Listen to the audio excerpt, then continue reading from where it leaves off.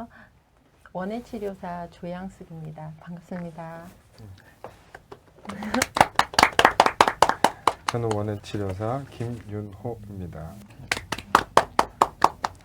이번에 처음 들어본 것 같아요. 그렇구나. 네, 여기 앞에 식물도 있듯이 저희가 식물을 이용해서, 그러니까 이 식물을 고치는 사람은 아니고요. 식물을 활용하는 매개체이고, 이 식물을 이용해서 사람을 고치는 그런 직업을 가지고 있거든요. 근데 일반적으로 사람을 고친다 하면은 뭔가 물리치료사나 뭐 운동치료사처럼 그런 어떤 액션을 취해가지고 치료한다 이런 생각을 하시는 분들도 계세요. 근데 그거보다는 식물을 이용해서 식물이 자연스러운 원예 활동을 통해서 어떤 이 작업을 통해서 신체적으로 뭔가 기능을 향상시킨다든가 정서적 마음을 좀 안정시키고 그리고 사회성 같은 것도 이렇게 향상시킬 수 있는 그런 활동들을 합니다. 치료사라는 직업을 저도 예전에는 잘 몰랐어요. 그런데 제가 이렇게 식물을 키우다 보니까 저희 이제 오시는 뭐 그 손님들이나 뭐 하시는 분들과 대화를 나누다 보니까 직접 식물을 키우면서 뭐 마음이 편안해지고 이렇게 좋아지는 그런 경험들을 서로 대화를 나누면서 많이 겪었거든요. 그러다가 우연히 텔레비전 뉴스에서 원예치료사의 이야기가 하나 나오는 걸 우연히 봤어요. 그때가 아마 초창기였을 거예요. 원예치료사가 이제 그런 직업이 나오기 시작하는 90년대 초반에 그렇게 이제 시작하면서 저런 직업도 좀 공부하면 내가 하고 있는 이 식물을 키우는 일과 연계해서 하면 재밌지 않을까? 이런 생각을 하게 돼서 식물은 사람이다. 그러니까 식물을 그냥 우리가 뭐 어떻게 보면은 일반 먹는 채소도 식물일 거고 우리가 보는 산에 있는 것도 식물일 거고 어떻게 보면 태초부터 있던 게 식물인데 우리 사람들은 그냥 스쳐 지나가기만 하잖아요.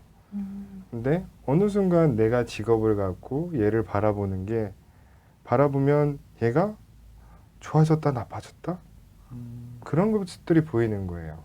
근데 좋아졌을 때는 왜 좋아졌을까? 나빠졌을 때는 왜 나빠졌을까?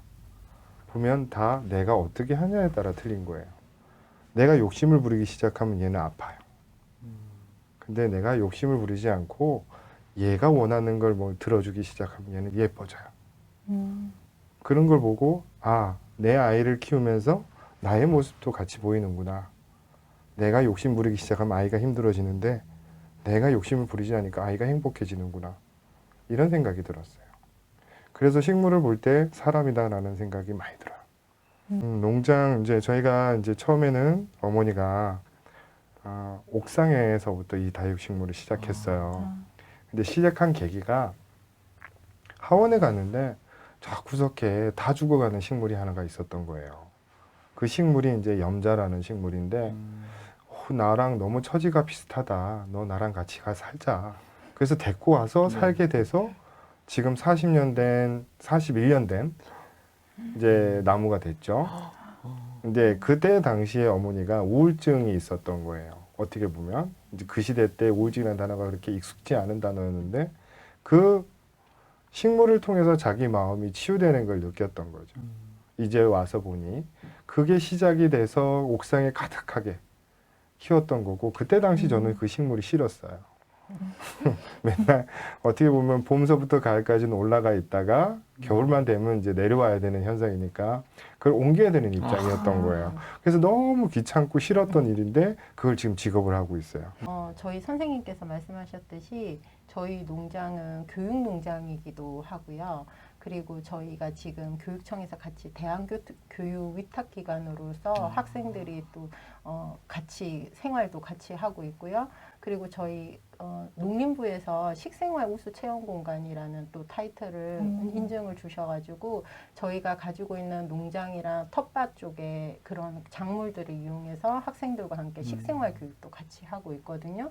그래서 저희가 일반적으로 원예하면은 그냥 꽃이나 식물이다 이렇게 생각하시는 경우들이 많은데 그것뿐만 아니라 저희가 키우는 다육식물, 관엽식물, 그다음에 저희가 우리 꽃꽂이 하는 그런 생화꽃들, 그리고 텃밭에서 자라나는 작물들, 그런 모든 자연이 주는 그런 모든 공간들을 가지고 그런 자원들을 가지고 저희가 수업을 하거든요. 저희가 하는 일 중에 제가 좀 어르신들을 많이 만나게 되거든요.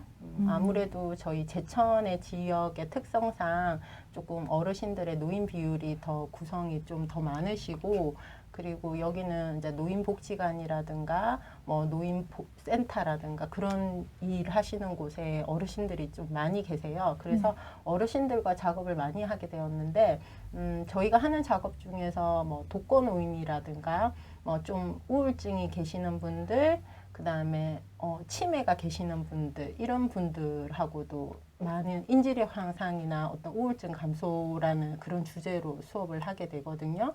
그러면 제가 한 일 중에서 저희 좀 제가 제일 처음에 여기 제천에 와서 제일 처음에 만났던 분이신데, 우울증이나 어떤 자살 충동이 좀 많은 경험을 가지셨던 어르신이었어요. 근데 저랑 수업을 하는 게 이게 일회기 얘기에 끝나는 게 아니라 그분이 그러셨어요. 내가 죽으면 이거 어떡해?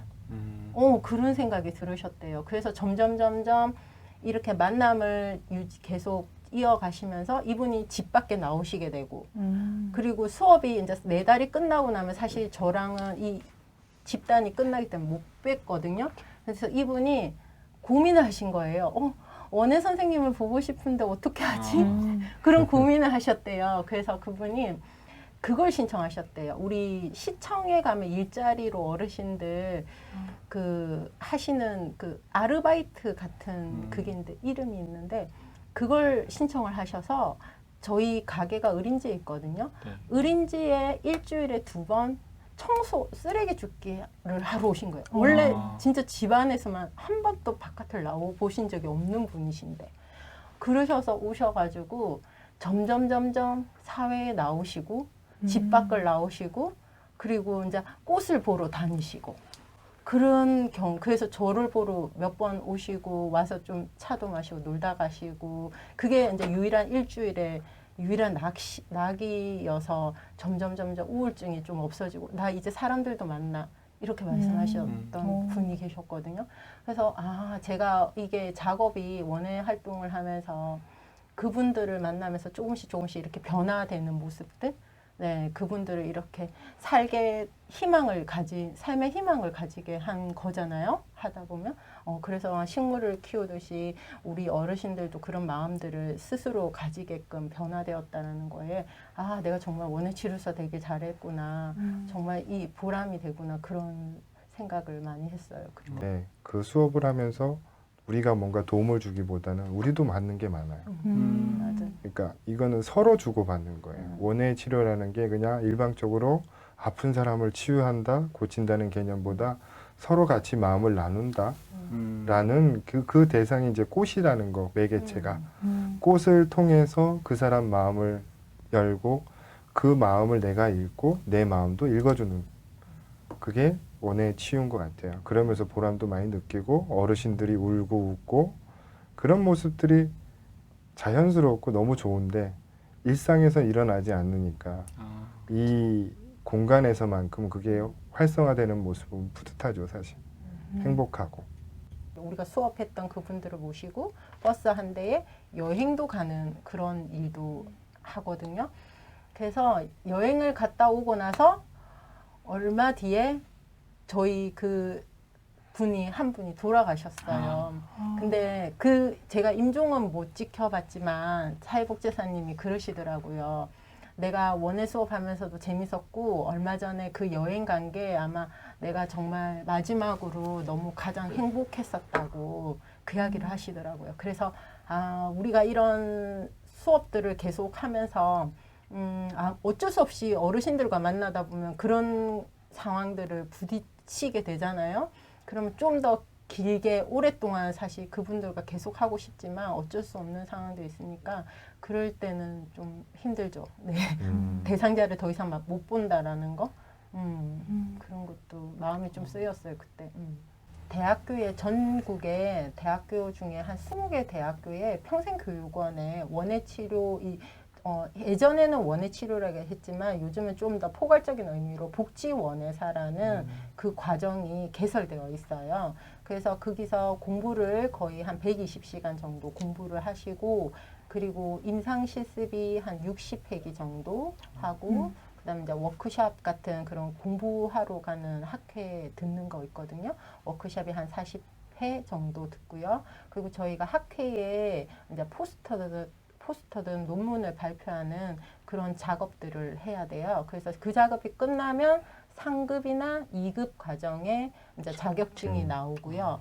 그리고 이제 대학원의 석사 과정이 끝나서 논문이 이제 학위 논문이 나오고 그 논문을 게재하거나 발표를 했을 때 그리고 또 임상 실습과 워크숍을 더 긴 시간을 이제 해야 되겠죠. 그렇게 하면 이제 1급이 나오고 그리고 난 다음에 또 다른 임상실 또 계속 깊은 시간 1200시간, 1500시간 이런 식으로 깊은 임상 실습과 워크숍과 뭐 논문 발표의 그 횟수에 따라서 이제 나중에 슈퍼바이저 이런 식으로 계속 저희가 등급이 이렇게 상승이 돼요. 그래서 이게 공부를 하는 게 그냥 평생교육원에서 끝나는 게 아니라 뭐 석사 과정, 박사 과정 계속적인 공부를 해야 되는 그런 과정입니다. 네. 아까 말씀드린 40년 넘은 나무 네. 기억나세요? 네. 네. 걔 이름이 염자거든요.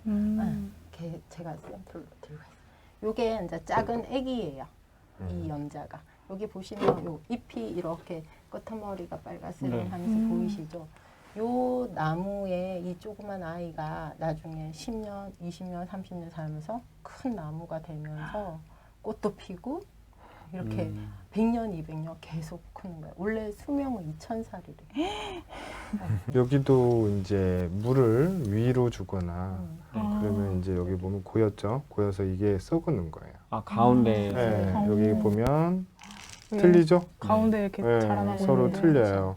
같은 이 생장점이 없어지면서 망가지는 거예요. 여기 생장점이. 근데 어떻게 보면 얘는 계속 수분을 여기다가 데이다 보면 곰팡이가 썰고 거기서 고여서 빛을 받으면 또 돋보기 현상이 일어나요. 그러면서 타요, 자꾸. 그래서 아파지는 거죠. 그러니까 얘를 어떻게 보느냐에 따라 틀려져요, 사람이. 그리고 또 얘랑 같은 애예요. 왜 이렇게 변했을까요? 햇빛을 너무 안 받아서 정답. 오. 엄마 햇빛 좀 보여주세요. 저 죽을 것 같아요. 라고 표현하고 있는 거예요. 네. 해를 보려고 자기 몸을 늘려서 이렇게 만들어 놓는 거예요. 살려고. 해를 따라서 원래는 바르고. 더 이렇게 커야 되는데 네. 지 몸을 억지로 늘려서 살려고. 그럼 얘는 얼마나 고통스럽겠어요. 그렇죠? 그 몸을 만들려면. 네. 그러니까 그거를 알아준다는 게 굉장히 큰 거예요. 그래서 사람이다라고 내가 설명을 드렸던 게 이 얘가 말하는 걸 조금이라도 알아들어도 얘가 행복해질 수 있는데 이뻐질 수 있는. 음. 식물은 사랑해야 된다고 생각해요. 그러니까 식물을 사랑하고 자연을 사랑하고 이런 사물을 바라볼 때의 시각이 좀 자연이나 이런 식물 환경 쪽에 관심이 있는 친구들. 그래서 사물을 바라보면서 정말 주의 깊게 바라보고 이걸 가지고 누군가에게 도움이 될 수 있는 그런 마음가짐을 가지고 있는 친구들. 원예 치료 센터를 만드는 거예요. 아, 그러니까 뭐 아이부터 어른까지 언제든지 와서 치유를 받을 수 있고 치료를 받을 수 있는 공간.